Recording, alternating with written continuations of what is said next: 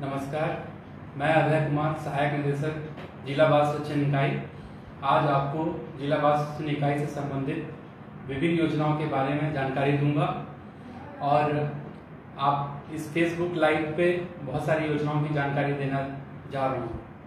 और आप जिला प्रशासन के माध्यम से जो हमारा फेसबुक लाइव कार्यक्रम चल रहा है, इस पेज को अवश्य लाइक करें और यदि आपने लाइक नहीं किया है तो जरूर लाइक कर दें। तो जिला बाल शिक्षण इकाई की विभिन्न योजनाओं में हमारे कई महत्वपूर्ण योजनाएं हैं जिसकी चर्चा मैं इस पूरे फेसबुक लाइव कार्यक्रम के दौरान करूंगा।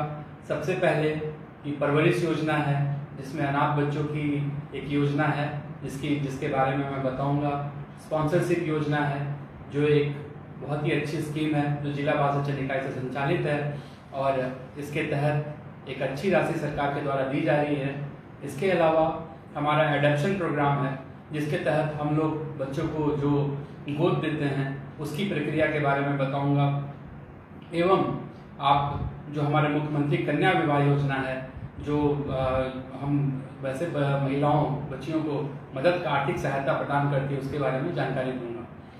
सबसे पहले मैं आप सबका अभिवादन करता हूं, नमस्कार करता हूं और ये बताना चाहता हूं कि जिला बाल शिक्षण इकाई हमारे पूरे जिले में एक सुरक्षा तंत्र विकसित कर रहा है।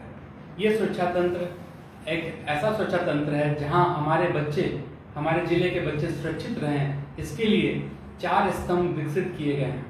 सबसे पहला, जिला बाल शिक्षण इकाई स्वयं एक एग्जीक्यूटिव बॉडी है जो विभिन्न संस्थाएं जो हमारे जिले में संचालित हैं उनका अनुश्रवण और मॉनिटरिंग कर रहा है। इसके अलावा बाल कल्याण समिति गठित है जो हमारे वैसे बच्चे जो देख रेख और संरक्षण की आवश्यकता वाले बच्चे हैं उनके बारे में निर्णय लेता है, वैसी समिति भी गठित है। यहाँ बाल कल्याण समिति कार्यरत है। यह समिति वैसे बच्चे जो भीख मांगते बच्चे हैं और जो भूले भटके बच्चे हैं, मिसिंग बच्चे हैं, या फिर वैसे बच्चे जो आप बाल श्रम कर रहे हैं या इनका बाल विवाह किया जा रहा है, इन सभी बच्चे जिनको देख रेख और संरक्षण की आवश्यकता वाले बच्चे हम लोग कहते हैं, इन सभी बच्चों का निर्णय बाल कल्याण समिति लेती है और इनके पुनर्वास से संबंधित कार्य करती है। बाल कल्याण समिति के पश्चात वैसे बच्चे जो हमें कहीं ना कहीं हमारे बच्चे जो क्राइम में चले जाते हैं, जो क्राइम की तरफ आकर्षित हो जाते हैं, उन बच्चों पर निर्णय लेने के लिए हमारे जिले में किशोर न्याय परिषद गठित है।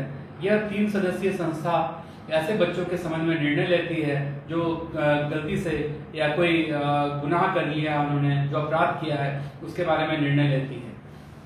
इसके अलावा हमारे यहाँ विशेष किशोर पुलिस इकाई भी गठित है। हमारे जिले में प्रत्येक थाने में विशेष किशोर पुलिस इकाई के जो है चाइल्ड वेलफेयर पुलिस ऑफिसर नामित हैं और थाने में और पुलिस हेडक्वार्टर में हमारे डीएसपी हेडक्वार्टर जो है हमारे नोडल पदाधिकारी हैं, जो विशेष किशोर पुलिस इकाई के नोडल पदाधिकारी हैं, जो बच्चों से संबंधित जितने भी मामले हैं उसको देखते हैं। इस प्रकार से एक सुरक्षा तंत्र बनाया गया है। इसके अलावा एक महत्वपूर्ण चीज है कि हमारे वैसे बच्चे जो अक्सर भुला जाते हैं, भटक जाते हैं या नहीं प्राप्त होते हैं, उनकी सूचना देने के लिए एक चाइल्ड हेल्पलाइन नंबर का भी गठन किया गया है जो जिले में संचालित है।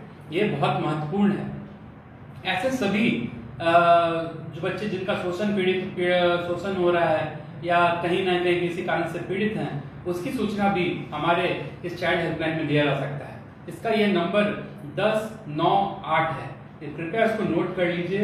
ये बहुत ही महत्वपूर्ण हेल्पलाइन नंबर है 1098, या सरल शब्दों में कहें 1098 इसका नंबर है जिसपे आप कॉल करके, ये टोल फ्री नंबर है जिसपे आप कॉल करके आप जानकारी दे सकते हैं कि यदि कोई बच्चा मुसीबत में है, परेशानी में है या उसके साथ शोषण हो रहा है तो या उत्पीड़न हो रहा है तो आप 1098 पे कॉल करें। यह हमारा सेंट्रलाइज सिस्टम है जिसका कॉल हमारे पटना में रिसीव किया जाता है, तब उसके पश्चात हमारे सीधे हमारे जिले पे फिर उसको ट्रांसफर किया जाता है और कॉल करने वाले व्यक्ति की जानकारी बिल्कुल गोपनीय रखी जाती है और उसकी जानकारी साझा नहीं की जाती है। तो ऐसा कोई भी व्यक्ति जो बच्चों को आप पीड़न होते हुए देखें तो 1098 पे कॉल किया जा सकता है। कहीं बाल श्रम होते देखें, इसकी जानकारी भी आप 1098 के माध्यम से दे सकते हैं। कोई बच्ची का विवाह हो रहा है, बाल विवाह हो रहा है, तो उसकी भी जानकारी आप 1098 पे दे सकते हैं। इसकी जानकारी आप 112 नंबर पे भी हम लोग दे सकते हैं, जो इमरजेंसी नंबर है, लेकिन 1098 पे आने पे चाइल्ड हेल्पलाइन को सीधा आएगा, प्राप्त होगा। इस प्रकार से एक सुरक्षा तंत्र हम लोगों ने जिले में विकसित किया है और इस पूरे सुरक्षा तंत्र में बच्चों को हम लोग संरक्षित करने का कार्य कर रहे हैं। ऐसे बच्चे जो हमारे सुरक्षा तंत्र में आ जाते हैं उसके लिए भी एक पूरा सिस्टम हमने विकसित किया है। सबसे ऐसे बहुत सारे जिले हैं जहां हमारे जिले में भी कुछ गृह बने हैं, जैसे विशिष्ट दत्तक ग्रहण संस्थान। ऐसे बच्चे जो 0 से 6 आयु वर्ग के हैं, वैसे बच्चे यदि हमें प्राप्त होते हैं, सूचना प्राप्त होती है, तो उन बच्चों को हम विशिष्ट दत्तक ग्रहण संस्थान में रखते हैं और विशिष्ट दत्तक ग्रहण संस्थान में हम रखते हैं।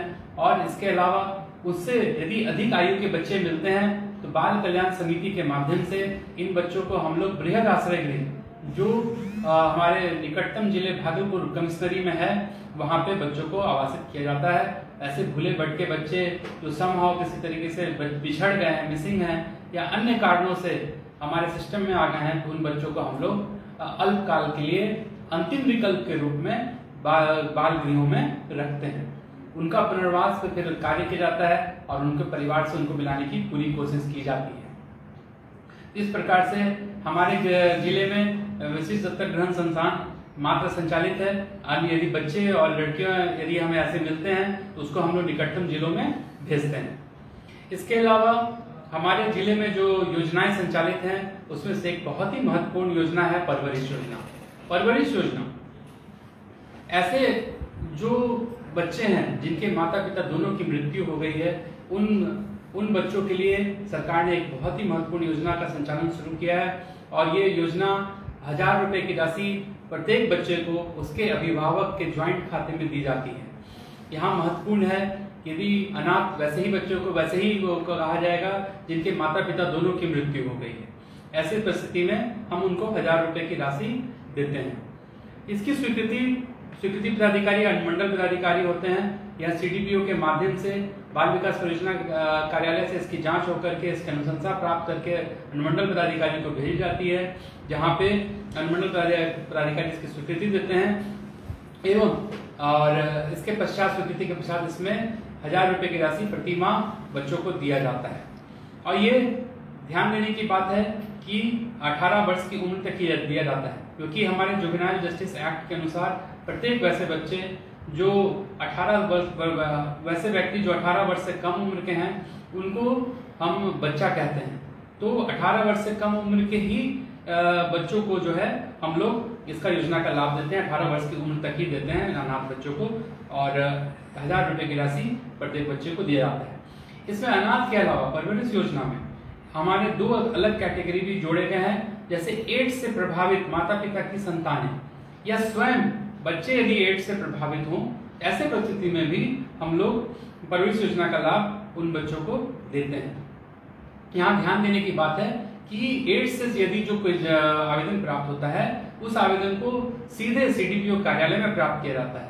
इसमें आंगनबाड़ी सेविका आवेदन प्राप्त नहीं करती हैं और जो आवेदक हैं उनको पूर्णतया उनकी सारी चीजें गोपनीय रखी जाती है और गोपनीय रख करके ही एड्स पीड़ित की आवेदन की जांच करके स्वीकृति के लिए भेजी जाती है और उनको फिर 1000 रुपए की राशि उनके सभी संतानों को उनके दिया जाता है।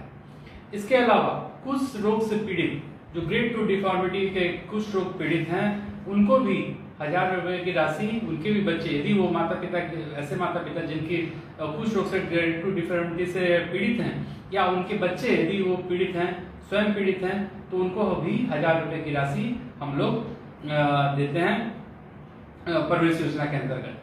तो ये परवरिश योजना है। इसके अलावा हम लोग आपको बताएं कि स्पॉन्सरशिप योजना है। स्पॉन्सरशिप योजना केंद्र प्रायोजित योजना है जिसके अंतर्गत एक विशेष कैटेगरी जैसे कि देख रेख और संरक्षण की आवश्यकता वाले बच्चे, जिसको हमारे किशोर न्याय अधिनियम बालकों का देख रेख संरक्षण जो अधिनियम है उसके अंतर्गत जो ऐसे बच्चे जो देख रेख और संरक्षण की आवश्यकता वाले डिफाइन किए गए हैं, जो सेक्शन 2 के 14 में डिफाइन किया गया है, जिसमें वैसे बच्चे जो भीख मांगते बच्चे हैं, बाल श्रम करते बच्चे हैं, जो शोषित हैं, पीड़ित हैं या फिर वैसे जो अक्षम हैं, जिनके माता पिता अक्षम हैं, ऐसे सारे जो बच्चे इस कैटेगरी में आते हैं, इन सभी बच्चों के लिए योजना का लाभ देने के लिए स्पॉन्सरशिप योजना शुरू की गई है। इसमें स्पॉन्सरशिप योजना में आपको मैं बता दूं कि कई ऐसे कैटेगरीज हैं जिसमें विधवा, परित्यक्ता या डाइवोर्सी, ये 3 कैटेगरीज की जो महिलाएं हैं इसमें भी इसमें योजना में आवेदन कर सकते हैं। और यदि उसमें यदि बच्चे देखने सक्षम की आवश्यकता वाले बच्चे यदि जानकारी प्राप्त होता है उनके होते हैं तो उनको भी स्पॉन्सरशिप योजना का लाभ दिया जाता है। इसके अलावा अक्षम माता पिता के बच्चे, अनाथ बच्चे के केस में भी स्पॉन्सरशिप योजना का लाभ दिया जा सकता है। लेकिन यदि आप परवरिश योजना का लाभ ले रहे हैं तो दोनों में से किसी एक योजना का ही लाभ दिया जाएगा।